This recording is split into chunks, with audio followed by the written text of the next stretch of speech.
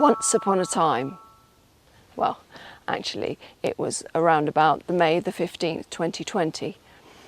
I was standing in my house, looking out the window at an empty street. Coronavirus was everywhere. We were all in lockdown and some people were having a really horrible time. But to be honest, at that moment, it's not a very good thing to admit, but all I could feel was a huge sense of relief that at last everybody was shut inside their houses. Not just the people with disabilities and their families.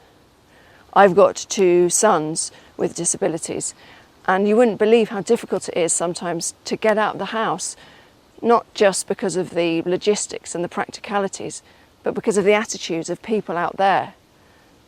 Now, at last, we were all in the same boat, in that respect at least, and nobody was missing out. That night, I was lying in bed. It was really hot, the windows were open, and I couldn't sleep. I imagined myself floating right out of the window and kind of hovering above the village where I live. I could see roofs and gardens, vegetable plots. I didn't know she had a swimming pool. And I wasn't peeping in or anything, but at some windows the curtains hadn't been completely closed, and so there was a strip of light between them, and I could see sometimes people passing into the light and out again. I started thinking about all the carers there must be, even just in my village.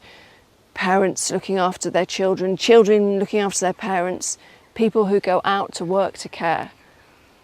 And I wondered if any of them were feeling any of the same things as me. Well, luckily, thanks to support from the old fire station arts centre, I've been able to get together with some other local carers.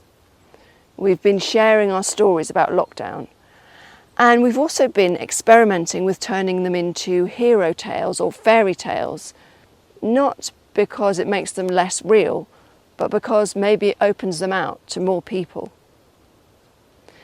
Now, we'd like to share some of those stories with you. So come with me and hear some carers' tales.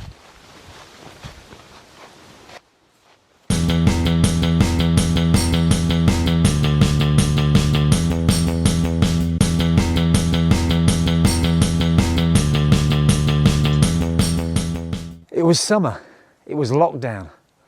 Our 2 boys have disabilities, so we were shielding them, and I needed to get out of the house. So I thought I'd go for a run. So I went upstairs and put my shorts on.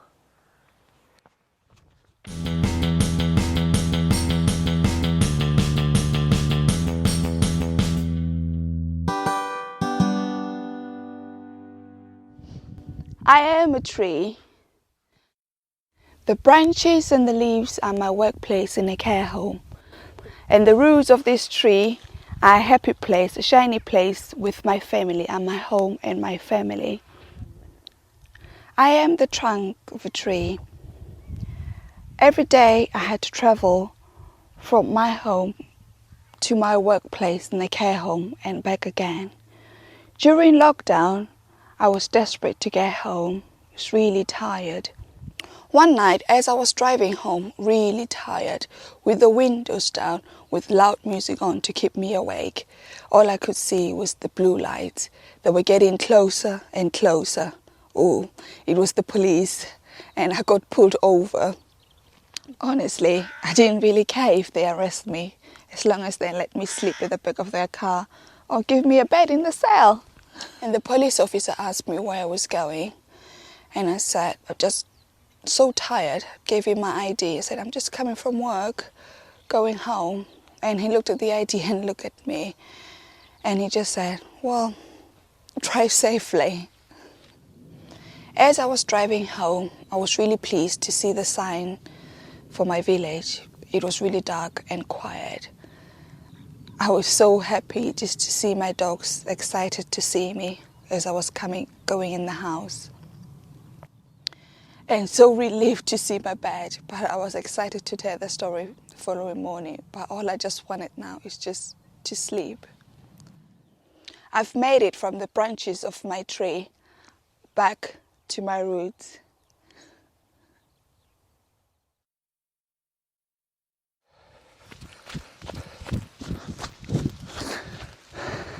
Then I stopped in the doorway and thought, where am I going to go? Ever since lockdown, the village was full of people.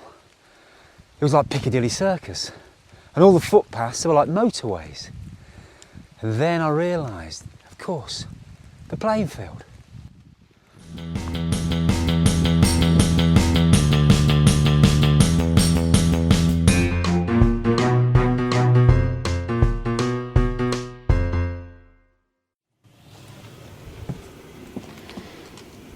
Little Bear may have been little, but he had a big problem. The King Bear had told all the bears in the kingdom they must stay in their caves because there was a swarm of killer bees. The problem was, Little Bear didn't like being in his cave. He wanted to be outside with all the other bears in the sunshine. So when Mummy Bear pushed the big boulder in front of the cave door for the last time, Little Bear was furious. Little Bear scratched and clawed and growled and roared at the boulder, but it wouldn't move. He growled at Mummy Bear, but she wouldn't move the boulder. He pulled Big Sister Bear's fur, but she wouldn't move the boulder. Finally, he scratched at Little Sister Bear with his sharp claws, but she wouldn't move the boulder. The other bears tried everything to keep Little Bear happy. Mummy Bear gave him books to look at. Big Sister Bear gave him toys to play with. Little Sister Bear sang him songs. These would keep him happy for a while, but it was only a matter of time before he got bored of them. This went on for many weeks, and every night Mummy Bear would go to bed, hoping that tomorrow might be the day that they'd be allowed back out again. One morning, Little Bear woke up early while the other bears were all still asleep. He snuck downstairs and decided to have some fun. In a cupboard, he found a huge pot of sticky, runny honey.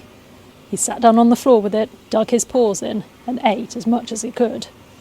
Once he was full, he poured the rest of the honey on the floor and rolled around in it.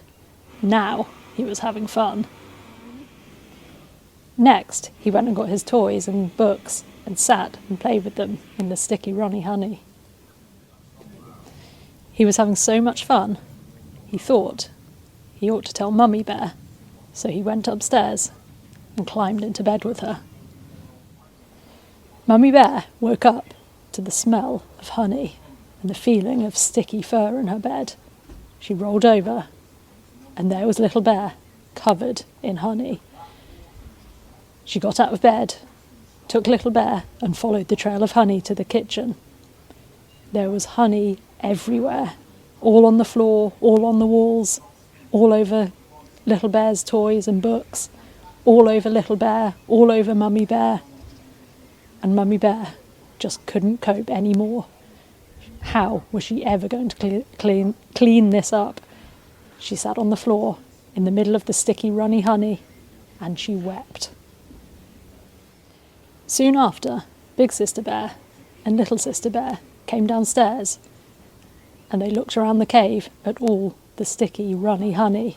They looked at Mummy Bear and Little Bear sitting in the sticky, runny honey, and Little Sister Bear said, "At least he's happy." Then she started to giggle. Big Sister Bear started to giggle. Even Mummy began to giggle. And before they knew it, all the bears were cackling, rolling round on the floor in the sticky, runny honey. Once they gathered themselves, they managed to clean everything up, and Mummy, that night, put a lock on the cupboard so Little Bear could never get into the honey again. Several more weeks went by, and finally, the big day arrived. King Bear announced that all the bears could come back out of their caves. The killer bees had gone. Mummy Bear pushed the boulder away from the cave door, and Little Bear ran out into the sunshine with all the other bears. He was overjoyed.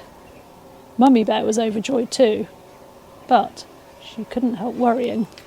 The killer bees may come back.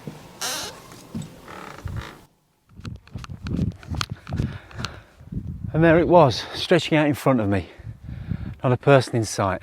So I put my earbuds in, chose a song, Sports Team M5, sunlight splashing on my bonnet on the M5. No one else was on it. It was a wide open motorway.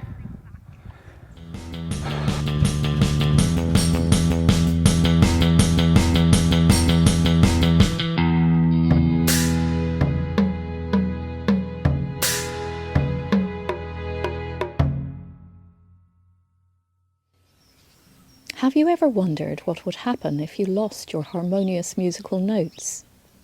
The ones that help you find your place in the family of things. Well, this is what happened to a family of bears. Do you think they found them again? One day, the bears found an enormous egg. The egg hatched into the most beautiful dragon. The dragon grew up to be a very curious and careful dragon, interested in learning all about hazards and risks and how to protect the creatures that he loved. One day, the dragon went off to dragon school, where, being a curious and careful dragon, he enjoyed learning all about hazards and risks, while the bears lived happily, listening to their harmonious musical notes.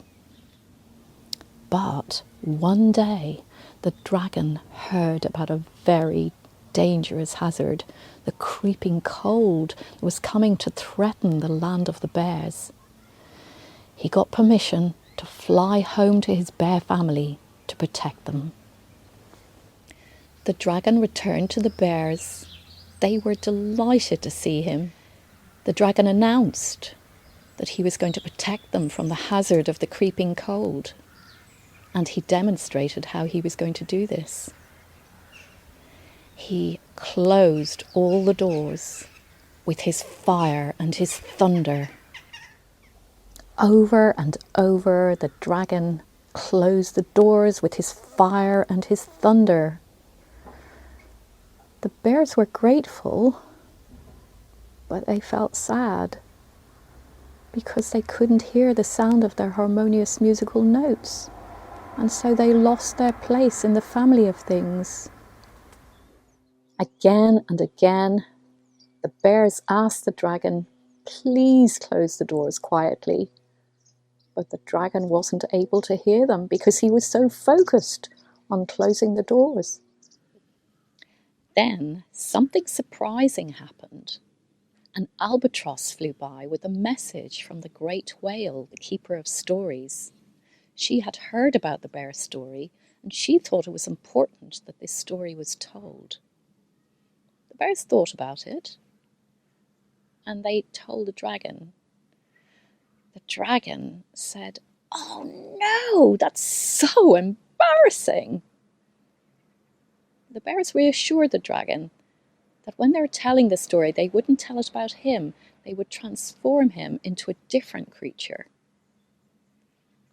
So the dragon said, all right then.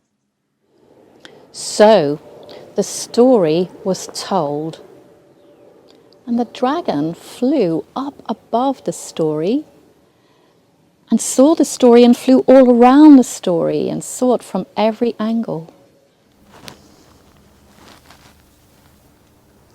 The dragon stopped, closing the doors with his fire and his thunder.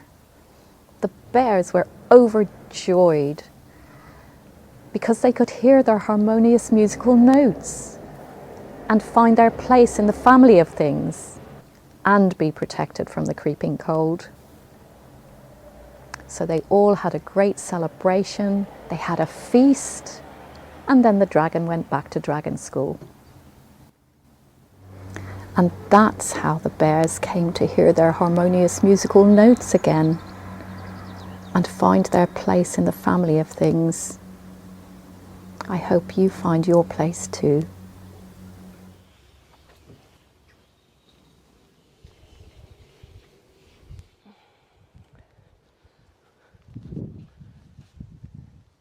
And those are our stories of Lockdown Cinderella.